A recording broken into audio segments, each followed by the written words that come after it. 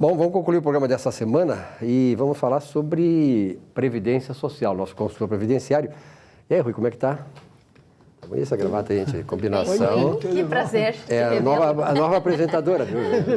Ele não pode perder a piada em nenhum bloco. Não. Aliás, uma coisa interessante, né? Uma coisa interessantíssima é o seguinte, ó, que tem pessoas que estão já se preocupando com a sua aposentadoria. É importante isso, né? Que o problema do brasileiro é o seguinte, isso dava aqui há 40, 50 anos, eu vou deixar para lá. Não, tem que se preocupar agora. Aqui do meu lado, tem uma pessoa que se preocupa, claro, com a sua aposentadoria. Agora, quem tira 5 meses de férias, assim, todo ano, praticamente, demora mais a se aposentar, né? Certo, com certeza Desde absoluta. que pague, que tem que pagar, não demora. Pagando pode. Pagando, pode pagar com facultativo, vai preenchendo ali. Mas ele, essa férias de 5 meses está prevista na nova lei do trabalho, não, né? Não entendi, como é que é? Tirar 5 meses de férias por ano. Sim. Não está prevista, né? Exceções nem sempre São são exceções, previstas, né? mas a gente trata. Olha, o governo é criativo. Tá certo. Então, e trabalhador é mais ainda, né? Se amanhã depois ele resolve editar a seguinte lei: o contribuinte facultativo tem que ter um mínimo de tempo de contribuição como autônomo, como empresário, como empregado, senão não conta o tempo de facultativo. Né?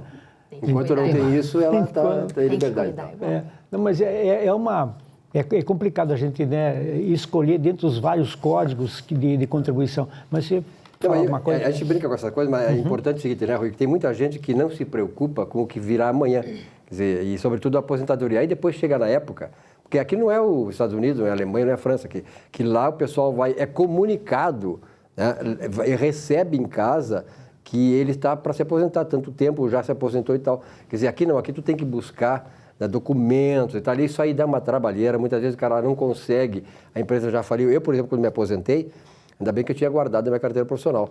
Eu comecei a trabalhar com 16, 17 anos, jogava futebol, mas e ainda os times estão por aí, não tem problema. Mas eu trabalhei numa clínica que sumiu, depois da década de 80 ela sumiu. E aí, para pegar? Então, esse tipo de coisa é bom evitar. Quer dizer, ter tudo guardadinho e tal, e se preocupar desde agora para a aposentadoria não trazer traumas superiores e depois, né? Eu diria que é uma carreira, né? Cuidar da aposentadoria, como cuidar da carreira, precisa ter comprovações. Então, precisa arquivar. Tem duas providências que podem ser tomadas. A primeira é você fazer uma senha no INSS e entrar no site Meu INSS.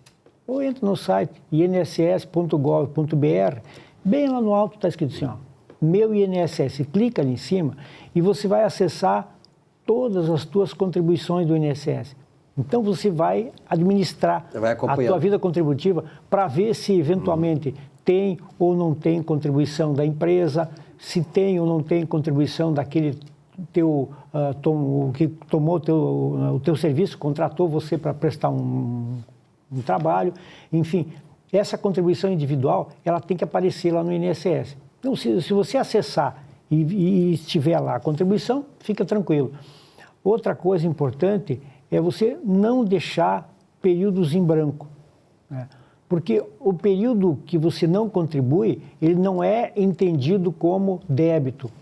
Muita gente vai ao INSS e diz, olha, eu queria pagar um vazio que eu deixei de contribuir, uma falha que eu tenho, um débito que eu tenho. A Previdência não entende aquilo como débito. Você que tem que caracterizar aquilo como débito para poder recolher. Eu quero pagar esse período aqui. Não, não pode. Para a Previdência seria o quê? O cara não trabalhou nesse período? Exceto o facultativo, que o nome já diz, faculta, paga se quer. Ele não pagou, existe a presunção de que não quis pagar. Mas para o autônomo, para o empresário, qualquer atividade autônoma, né, o prestador de serviço, se ele não recolheu, pode não significar que ele não quis recolher, pode apenas significar que ele não pôde pagar, né? Ou não quis pagar. Ou que esqueceu, como acontece. Esqueceu, né? Mas e ele pode resolver isso mais adiante? Pode. A Previdência tem, por norma, exigir como prova de exercício de atividade o imposto de renda. Mas, subsidiariamente, você pode apresentar outros elementos. Você pode apresentar, por exemplo, o registro de firma individual, a certidão da prefeitura, o alvará da prefeitura, né, o contrato social, as atas com os períodos de mandato, se for uma SA, se for diretor de empresa SA.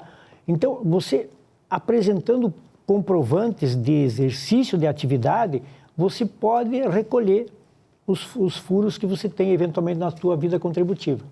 Né?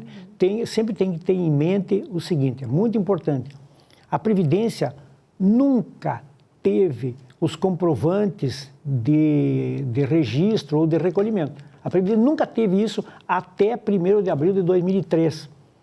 Ela só conseguiu validar o sistema dela hoje porque fez uma cópia integral da base de dados da Caixa Econômica Federal, que por sua vez usava os registros do PIS e da RAIS, que começaram em 1972, mas o arquivo da Caixa, digitalizado assim, né, de forma meio simplista, mas começou em 76.